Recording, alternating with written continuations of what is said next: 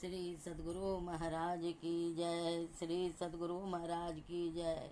20वीं सदी के संत सद्गुरु के चरणों में कोटि कोटि मेरा दंडवत प्रणाम करते हुए सभी संतों को अपने अपने जगह पर विराजित संत जन, विज्ञजन, विद्युत जन सभी अपने अपने जगह पर बैठे हुए धर्म प्रेमी माताओं एवं बहनों को मेरा बहुत बहुत शुभ प्यार।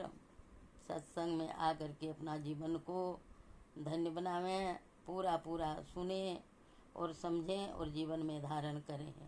सभी को कल्याण होगा, जरूर से जरूर कल्याण होगा। बोलिए प्रेम से श्री सद्गुरु महाराज की जय। कह शिव यद्यपि उचित असवानी असनाही, नाथ बचन पुनि भे मेटी न जाही। सिर धरिया यशु करिए तुम्हारा, परम धर्म या नाथ हमारा। शिव जी ने कहा यद्यपि ऐसा उचित नहीं है, परंतु स्वामी की बात भी मेरी मेटी नहीं जा सकती है। हे नाथ, मेरा यही परम धर्म है कि मैं आपकी आज्ञा को सिर पर रखकर उसका पालन करूं। मातु पिता गुरु प्रभु के बानी, बिनहि विचार करिए शुभ जानी। तुम सब भांति परम हितकारी, आज्ञा सिर पर नाथ तुम्हारी। माता पिता गुरु और स्वामी की बात को बिना ही विचारे शुभ समझ कर करना चाहिए। फिर आप तो सब प्रकार से मेरे परम हितकारी हैं। ये नाथ, आपकी आज्ञा मेरे सिर पर है। प्रभु तो सेवु सुनि शंकर वचना, भक्ति विवेक धर्म युक्त रचना। कहा प्रभु हर तुम्हार पन रहू, अब उर राखेऊ जो हम कहूँ। शिव जी की भक्ति और धर्म से युक्त वचन रचना सुनकर प्रभु रामचंद्र जी संतुष्ट हो गए। प्रभु ने कहा, हे हर, आपकी आज्ञा पूरा हो गई। अब हमने जो कहा है उसे हृदय में रखना। अंतर ध्यान भये असबासी, शंकर होई मूर्ति उर राखी। तब ही सप्तऋषि शिव पही आए, बोले प्रभु अति वचन सुहाए। इस प्रकार कहकर श्री रामचंद्र जी अंतर ध्यान हो गए। शिव जी ने उनकी वह मूर्ति अपने हृदय में रख ली। उसी समय सप्तऋषि शिव जी के पास आए। प्रभु महादेव जी ने उनसे अत्यंत सुहावने वचन कहे। पार्वती पह जाई, तुम प्रेम परीक्षा ले हूँ। गिरी प्रेरी पठ यहूँ, भवन दूरी करे हूँ संदेहूँ। श्री सद्गुरु महाराज की जय। आप लोग पार्वती के पास जाकर प्रेम की परीक्षा लीजिए और हिमाचल को कहकर उन्हें पार्वती को लिवा लाने के लिए भेजिए तथा पार्वती को घर भिजवाइए और उन के संदेह को दूर कीजिए। ऋषि न गौरी देखिता दे कैसी, मूर्तिवंत तपस्या जैसी। बोले मुनि सुनु शैल कुमारी, करऊं कवन कारण तप भारी। ऋषियों ने कहा, वहाँ जाकर पार्वती को कैसी दशा कैसी देखा, मानो मूर्तिवान तपस्या ही हो।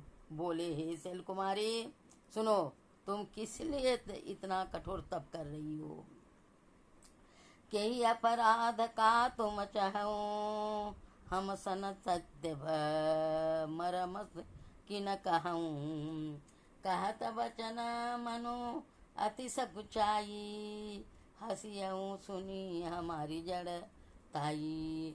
तुम किसकी आराधना करती हो और क्या चाहती हो?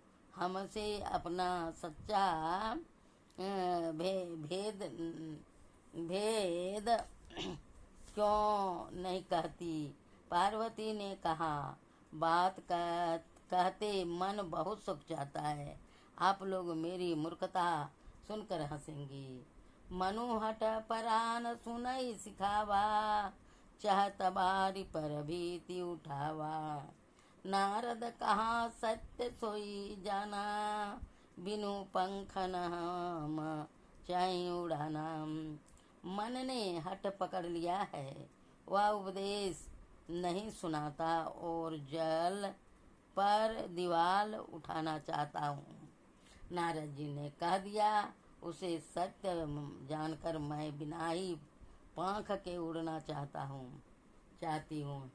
देखो मुनि अविवेक हमारा, चाहिए सदा शिव ही भरतारा। हे मुनियों, आप मेरा अज्ञान तो देखिए कि मैं सदा शिव जी को ही पति बनाना चाहती हूँ। द्वार सुनत बचन भी हसे ऋषय, गिरि संभव तब दे।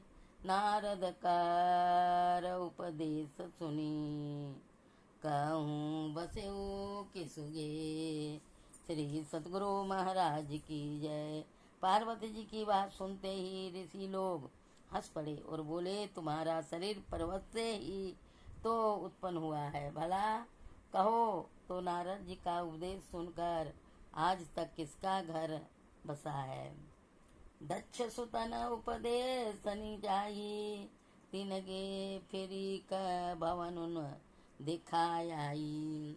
चित्र के तो कर घरून घाला, कनक कसीपु कर पुण्य सहाला। उन्होंने जाकर दक्ष के पुत्रों को उपदेश दिया था, जिससे उन्होंने फिर लौटकर घर नहीं आया, घर का मुंह भी नहीं देखा। चित्रकेतु के घर को नारद ने ही चौपट किया। फिर यही हाल हिरण्यकश्यप का हुआ। नारद सिख जे सुनई नर नारी, अवसि हुई तजि भवन विकारी।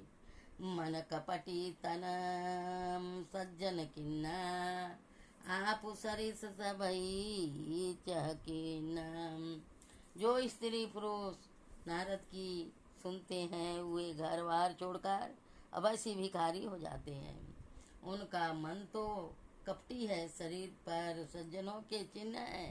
वे सभी को अपने समान बनाना चाहते हैं। तेही के वचना मानी विश्वासा, तुम चाहु पति सहज उदासा।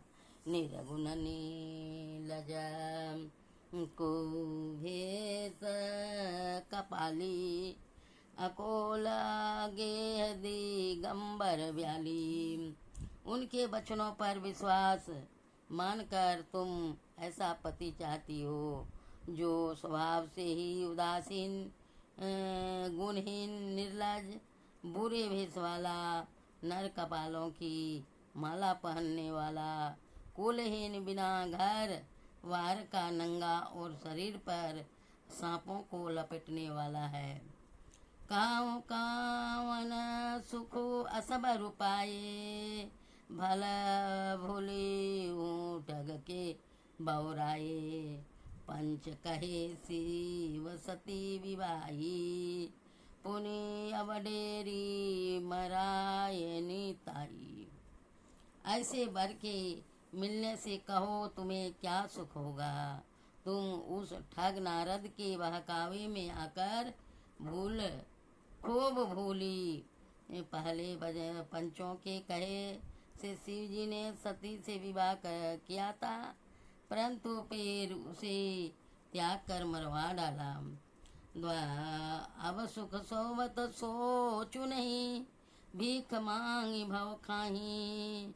सहज सकाई के भवन कवहूँ की नारी खटाही। श्री सतगुरु महाराज की जय। अब शिव जी को कोई चिंता नहीं रही, भीख मांग कर खा लेते हैं और सुख से सोते हैं। ऐसे स्वभाव से ही अकेले रहने वालों के घर भी भला क्या कभी स्त्रियां टिक सकती है। श्री सद्गुरु महाराज की जय। श्री सद्गुरु महाराज की जय। आइए गुरु महाराज का कुछ वाणी को सुने और जीवन में धारण करें। कहते हैं ईश्वर की भक्ति में 3 बातों की आवश्यकता होती है, स्तुति, विनती और उपासना। जिस प्रकार विस्तृत व्योम में उड़ान भरने के लिए पक्षी की पैर पर और पूंछ की आवश्यकता होती है, तीनों में किसी एक के अभाव में पक्षी के लिए व्योम में उड़ान भरना मुश्किल ही नहीं वरन असंभव है। ठीक उसी प्रकार भक्त व साधक के लिए आध्यात्मिक आकाश में उड़ान भरने के लिए स्तुति, प्रार्थना और उपासना तीनों की परम आवश्यकता है। किसी एक के अभाव में भक्ति पूरी नहीं हो सकती। स्तुति कहते हैं परम प्रभु परमात्मा के गुण गान, महिमा गान या जस गान को। इसके द्वारा हमें ईश्वर की शक्ति, महिमा, बड़प्पन आदि का बोध होता है। गोस्वामी तुलसीदास जी महाराज ने रामचरितमानस में कहा है कि जब तक ईश्वर की महिमा का बोध नहीं होगा तब तक उनमें विश्वास नहीं जगेगा। विश्वास भाव में, प्रेम में दृढ़ता नहीं आ सकती तथा प्रेम के अभाव में यथार्थ भक्ति हो नहीं सकती। फलस्वरूप भक्ति से मिलने वाले लाभ से भक्त वंचित ही रह जाएंगे। बिनु जाने न होई प्रतीति, बिनु प्रतीति होई नहीं प्रीति, प्रीति बिना नहीं भक्ति दृढ़ाई, जिमि खगे सजल के चिकनाई। गोस्वामी तुलसीदास जी की वाणी। स्तुति के संबंध में संत सतगुरु महर्षि में परमानंद जी महाराज की वाणी उल्लेखनीय है।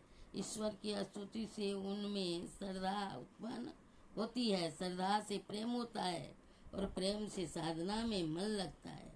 उपासना का अर्थ होता है नजदीक आसन, समीपता। जिस प्रकार विशेष द्वार हमें ईश्वर की समीपता का बोध हो उसे उपासना कहते हैं।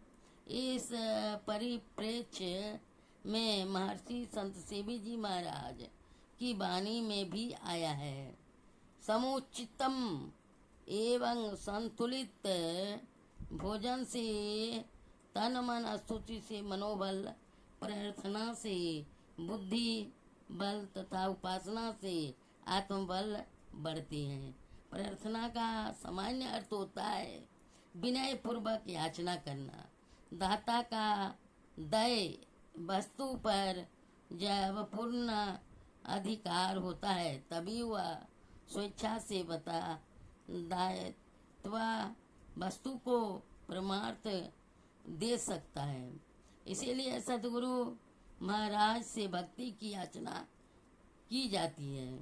अपनी भगतिया सतगुरु साहब मोहि कृपा करी देहु, मोहि कृपा करी देहु।